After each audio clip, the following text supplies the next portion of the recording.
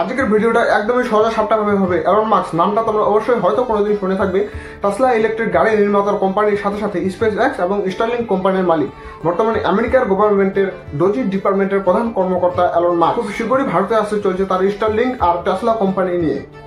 এখানেই প্রশ্নটা উঠছে ভারতের সরকারের উপর। 2021 সালে প্রথমবার যখন এলন মাস্কের কোম্পানি স্টারলিংকের তৈরি ইন্টারনেট ইলেকট্রিক ডিভাইস, তোমরা এখন ছবির মাধ্যমে দেখতে পাচ্ছ যে এরকম ধরনের একটা ডাব্বা বিক্রি করা হয়েছিল ভারতের মধ্যে, যার মাধ্যমে স্যাটেলাইটের দ্বারা ইন্টারনেট প্রভাব করা খুব উচ্চ গতিতে। সেই বছরের 26শে নভেম্বর 2021 ভারতের ডিপার্টমেন্ট অফ টেলিকমিউনিকেশন এলন মাস্ককে ধমকানোর জন্য একটা টুইট করে যে এই যে এলন মাস্ক, তোমাদের ওই স্টারলিংকের ডাব্বা ভারতের মধ্যে যে বিক্রি করছো, এর জন্য কি ভারতের কাছে পারমিশন নিয়েছো?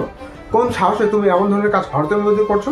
তবে তার কিছুক্ষণ সময় পরেই স্টারলিংক সমস্ত ব্যক্তির টাকা ফেরত দেয় যারা ওই $99 দিয়ে স্টারলিংকের এই ধরনের ডাব্বা কিনেছিল এবং ইন্টারনেট সার্ভিস বুকিং করার জন্য। অন্যদিকে ভারতের টেলিকম সেক্টরের সব থেকে বড় খিলাড়ি এয়ারটেল আর জিও, এরাও একসময় বলেছিল যে ভারতের মতো দেশে যদি স্টারলিংক কোম্পানি আসে তাহলে আমাদের সঙ্গে আগে কম্পিটিশন করা লাগবে, আমাদের স্পেকট্রাম আর টাওয়ার সার্ভিসের সঙ্গে আগে মোকাবিলা করতে হবে, তারপর না হয় দেখা যাবে ভবিষ্যতে কার পরিণাম কি হবে। এখন প্রশ্নটা উঠছে যে স্টারলিংক যদি ভারতের মতো দেশে আসে তাহলে ভারতীয় internet provider company Voda, Airtel, Jio এইসব কোম্পানিদের অবস্থা কি বিএসএনএল এর মতন পরিণত হবে? কথায় আছে যেখানে বাঘের ভয় সেখানেই সন্ধ্যা হয়। এই কথাটা বাস্তবে সত্যি হলেও আজকের ভিডিও টপিক অনুসারে খুব একটা প্রভাব ফেলে, কারণ ইতিমধ্যে শোনা যাচ্ছে ভারত সরকার এলন মাস্কের এই স্টারলিংক কোম্পানিকে ভারতে আসার জন্য অনুমতি দিয়েও ফেলেছে। ব্যাস আর কি, যা হওয়ার তো হয়েই গেছে। ভারতীয় এয়ারটেল খুব গর্বের সাথে এটা টুইট করে বলছে যে আমরা স্টারলিংকের সাথে যুক্ত হয়ে চুক্তিপত্র সই করছি।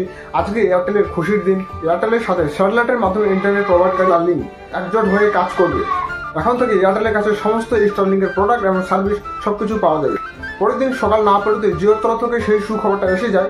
এখন তোমরা দেখতে পাচ্ছ সেই টুইট জিওর তরফ থেকে, যেখানে স্পষ্টভাবে বলা হচ্ছে যে স্টারলিংকের সাথে আমরাও টাইপ করেছি, অতএব আমাদেরও কাছে স্টারলিংকের সমস্ত রকমের সুবিধা এবং সার্ভিস পাওয়া যাবে। তাহলে দেখা যাক স্টারলিংক কত তাড়াতাড়ি ভারতের মতো দেশে তার স্যাটেলাইট ইন্টারনেট সার্ভিস সুবিধা নিয়ে আসছে। আর এই সমস্ত ঘটনার পুরো বিষয়টার মাস্টারমাইন্ড দুনিয়ার একমাত্র সবচেয়ে ধনী টাকাওয়ালা ব্যক্তি এলন মাস্ক। এই সেই ব্যক্তি যেখানে আমি শুরুতেই উল্লেখ করে বলেছিলাম, যার টাকার শক্তি আর সমৃদ্ধির প্রভাবে আমেরিকার মতো শক্তিশালী দেশে যদি রাষ্ট্রপতি জো বাইডেন থেকে পরিবর্তন হয়ে রাষ্ট্রপতি ডোনাল্ড ট্রাম্পের রিপ্লেস হতে পারে, তাহলে ভারতের মতো দেশে টেলিকম ইন্ডাস্ট্রিকে সে একতরফাভাবে চালাতে খুব একটা সমস্যার সম্মুখীন হতে হবে না।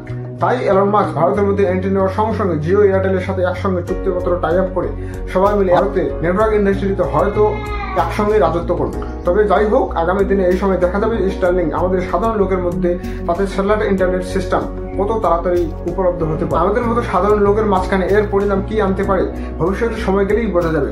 এই বিষয়ে তোমাদের কি মতামত অবশ্যই কমেন্টে জানাও।